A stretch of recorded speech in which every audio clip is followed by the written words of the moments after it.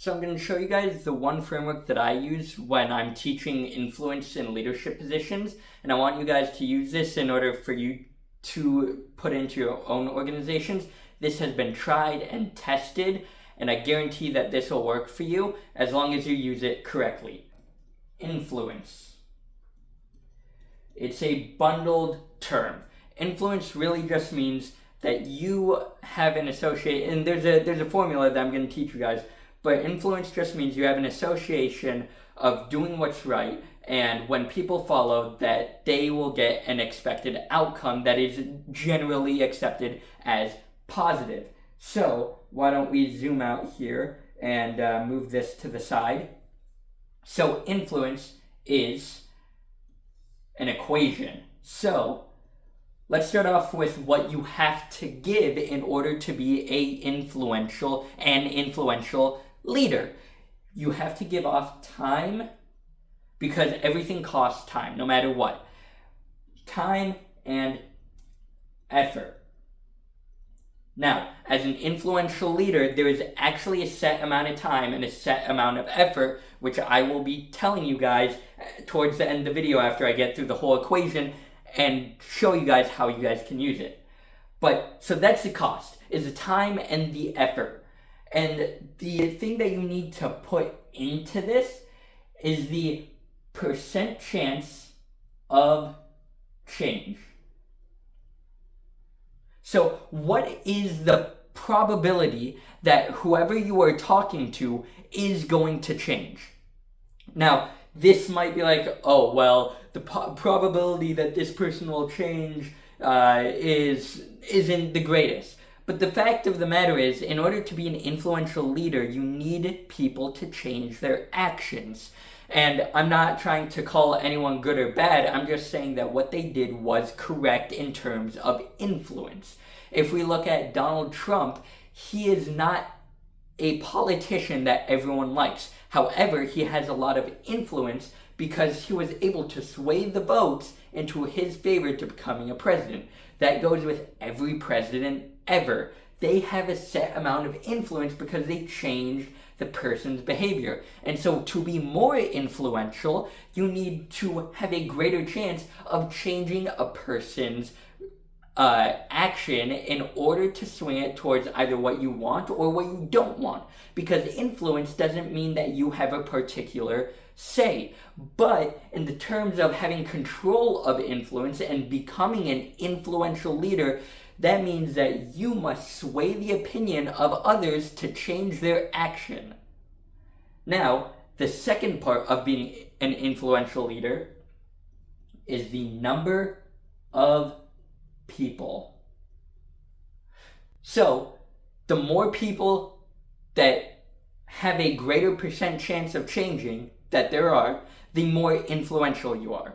So, if you talk to 1 million people, let's just say 1 million for simplicity, and only 100 take action, you probably aren't influential.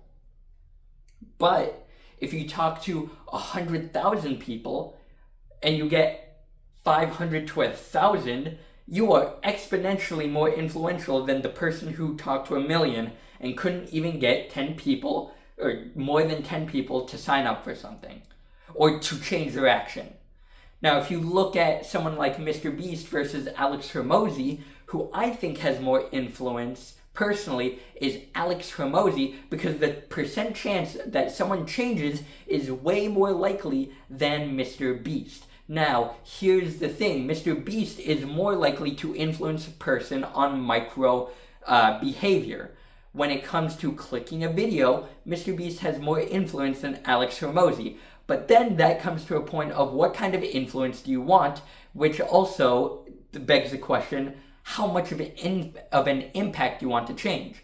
So being more influential in this context, Mr. Beast is more influential, but it also depends on your definition of influence. For me, it is the percent chance that someone's going to change their action over a longer period of time, times the number of people that you're able to do that to, and the cost, which is the division, is how much time that you put in and the amount of effort you put in order to get that amount of influence, which is the percent chance of change, and to the number of people.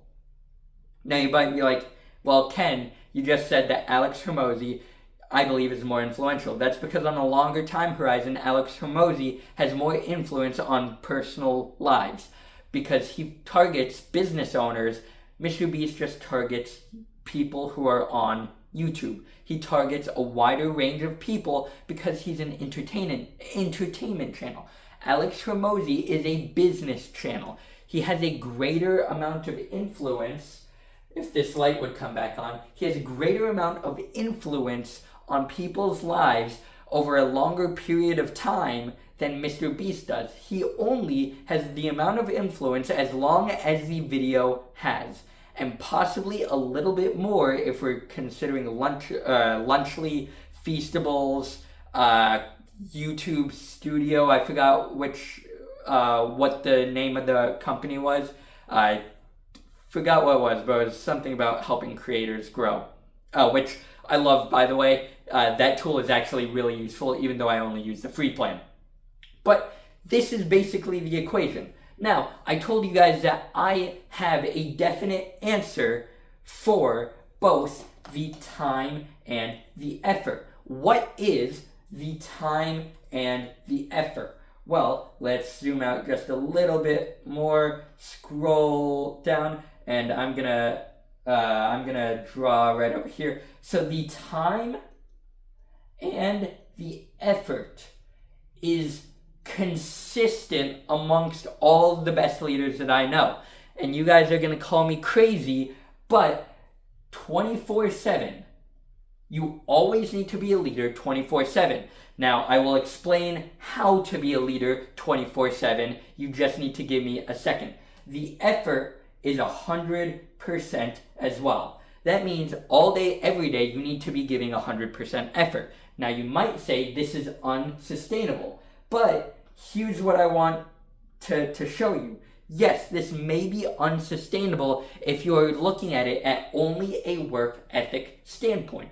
But I am not looking at this from only work. I'm looking at this as life. Because to be an influential leader, you need to have your life together. So what that means is you need to put 100% effort into 8 hours of sleep. That doesn't, you're 100% effort in 8 hours of sleep. What does that even mean? That means when you are sleeping, you actually sleep. When you are spending that 1 hour on Netflix, if I can spell, you can put 100% to watching Netflix. If you're hanging out with your partner, hang out with your partner. If you're out with friends, hang out with your friends. But do it 100%. Be there and make sure that you understand what you are putting your time towards. Now, if we're looking at this at a more business standpoint, of course, the best leader in business is always going to be focused on business. Take Elon Musk. No political affiliation with him, and I don't want to get into that kind of stuff. But on the forefront, he is the richest public man on the planet. Why is this? Well, one of the reasons is because he only works because he loves working. Now, if you want to become the richest man on earth, yes, you need to work all the time. That's what's expected to get that sort of an outcome. But if you just want to be an influential enough leader to affect the people around you to make a change in their lives, hopefully for the better, then you don't need to spend 24/7 working. You need to spend 24/7 doing 100% of what you are doing. If you are working, put everything into working. If you're on vacation, put 100% onto vacation. But show it and influence the people by picking what you do. If you want to sit and Netflix 100% of the time, people will find you influential in what movies to watch because you know what's good and what's bad. I don't watch movies. In fact, I watch so little movies that the second movie I've watched within the past 3-4 years, I watched 2 days ago as of recording this. I am no expert on what movies to watch on Netflix. I am no expert on entertainment as a form of a medium when it comes to the vast majority of people. I can do storytelling and I'm experimenting with filmmaking, but I'm no expert on other people's content of entertainment, so I'm not influential in that. However, if you want to be influential in the productivity of other people's lives, you cannot be on an hour of Netflix a day. You can't sleep 100% of the time. But if you put in the time and the effort and you allocate it correctly, which I can go on into a different video as long as this video does decent enough and you guys like this framework style of content, if you put the time in order to be credible, to be influential, you can't just say that you are a productive person if you're on Netflix 24/7, but you can say you're productive if your output is greater than your input, and that output is effective towards the economy, whether in a financial way or in a way that you can put metrics to that makes viable sense on how it tracks into finances. Because in the world that we live in today, finances is all that matters, unfortunately, but finances is the keystone of where we are today. So if you don't track it in consideration to finances, then you may not look as productive. Because if you work 24 hours a day, somehow, 7 days a week, and you can barely make 50 grand a year, is your productivity actually good? Versus someone who puts in an hour a week and pumps out 100 grand. Now, I'm not saying that that's realistic. I'm just saying who's more productive. Probably the person with the greater output. Now, there might be work that the 50,000 year person does that has total change. But let's say economic output is 50 grand in value throughout the lifetime that he or she makes in that 1 year, versus someone who does 100 grand a week from doing nothing except working 1 hour a week and Netflixing for the rest of the time. That, like, the amount of influence that you have is based on this, and I have yet to see a single person break this. So if you want to be more influential, you need to look, let's zoom back in, you need to look at specifically the percent chance that you're going to change someone's behavior times the amount of people that you change the behavior to, and then you take that with the time and the effort that you put into that one thing. And the time and the effort is 24/7 and is 100%, and that doesn't change. Because what you put in is always how you grow as an exponentially as a leader. It's just how you choose to allocate your time, and if you choose to be lazy. Now, there are days when you need breaks. That's when you put 100% effort into a break. If you want to half-ass something, then you can half-ass it, but don't show it. Because if you show that you half-ass things, that's influencing other people that it's okay to half-ass things. And honestly, that's not a good thing to be putting out into this world, because if something is worth doing, it's worth doing well. And this is coming from an 18-year-old who has messed up his life, but who has also gone into Harvard, even though he has a pretty terrible GPA. This is coming from someone who's done a TED Talk, from a military brat, and yet I've done more than most kids will ever do in their lifetime.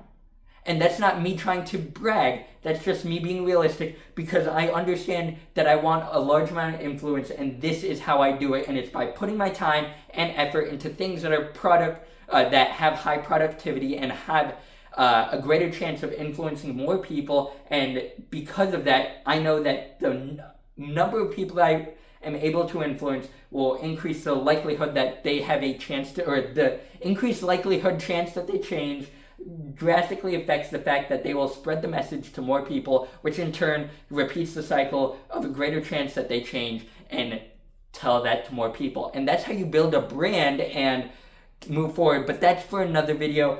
This is how to influence people, and I hope that you guys like this. And honestly, if you click here, YouTube says that this is a video that they think you might like, and I really appreciate it.